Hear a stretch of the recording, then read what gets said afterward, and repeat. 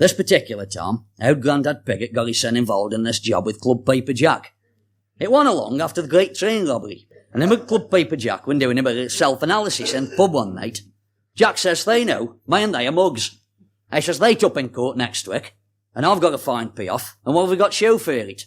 A bit of copper piping has fetched £3. And these here bloody train robbers do one job, and then got enough money to last them rest of their lives. This is it, say, Owd Grandad Piggott would pinch out. So would Club Paper Jack. But neither on them were what you'd call public enemy number one. They were always in trouble, but it was always for petty things, say. I mean, Club Paper Jack would do out for money by work. I was a little thick-set bloke, as you say, walking around London with 2 whippets. And he used to wear a filthy red tam with badges around it. And he got a patch over one eye. And he could strip lead eye to derelict eyes as faster than Potteries Demolition on Time and Eighth. I got 9 kids, 3 ferrets, 2 whippets, an Osation bitch, a loft full of pigeons, and last job I'd had was milk monitor. Of course, him and Owd Grandad Piggott went peas out at the same pod. And Club Paper Jack says, that's it, any road on him, plan a big job. That with me or what? Owd Grandad says, course I'm with thee. Well, it took Club Paper Jack 3 weeks think it out. Then I come to Owd Grandad one night. I says, I've got summit. I says, just know that tobacconist where they sell all them expensive lighters and such. Well, I says, there's a chewing gum machine on the outside. I says, and I've seen stacks of kids fading money into it. I says, the only thin metal he knows. I says, all this got to do is jemmy one little lock, and all the front comes off. Couldn't be easier. Well, they planned it out, and Jack says, now ale that night. Split second timing, that's the answer. And he rode, big night come, and Owd Grandad had got his Owd Mac on, and Club Paper Jack was wearing a pinstripe suit and a balaclava. I looked a bit like Al Capone. Anyway, 2 o'clock in the morning, they went into action. Owd Grandad Piggott kept watch, while Club Paper Jack gave it a bit of jammy. And next minute, crack, and old front come off. Jack says, it's off. Old money should be here and the guts on it. Bring that suitcase.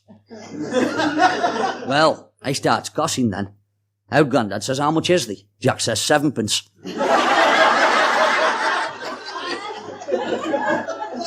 Well, they looked at one another. Jack says, that's so on it. They had another stiver in that machine. I says, they stick their finger up that money hole, say if they can find any. So Owd Grandad starts ferreting around. They and the bloody chewing gum machine. Big job, he says. I bet there's never more than 6 bob in it when it's full. Well,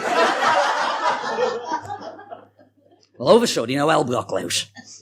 There was a bloody great klaxon kicked in, right over top on him, and it did just shatter the still night air, I tell thee. Well, Club Paper Jack nearly whittled him, son. And Owd Grandad Piggott nearly broke his finger trying to get it out of this penhole. Well, where these bobbies come from, neither on them knew.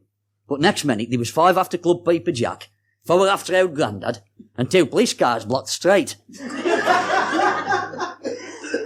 Owd Grandad Piggott tried to get a manhole cover up there, couldn't he? And next second, they'd got him. Well, Club Paper Jack had a real rough time. 2 bobbies fanged out on him, gelled his head on a gas lamp, then fell on him. Half an hour later, both on him went in charge of him at London police station. Jack says, I can't understand it. I says, it's a bloody sensitive burglar alarm, it must be.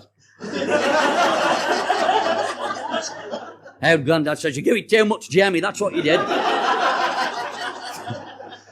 So anyway, they were in charge, kept in overnight, and then morning they let him go.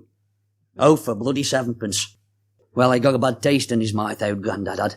But it wasn't as bad as taste I had when it read paper that night. Turned out as it one of them as had set burglar alarm off. Well, them 2 had been breaking into the tobacconist's chewing gum machine. Somebody else had been breaking into his warehouse. And they got away with 2,500 quid's worth of cigarettes and cigars. Scot-free. That's how it goes, isn't it?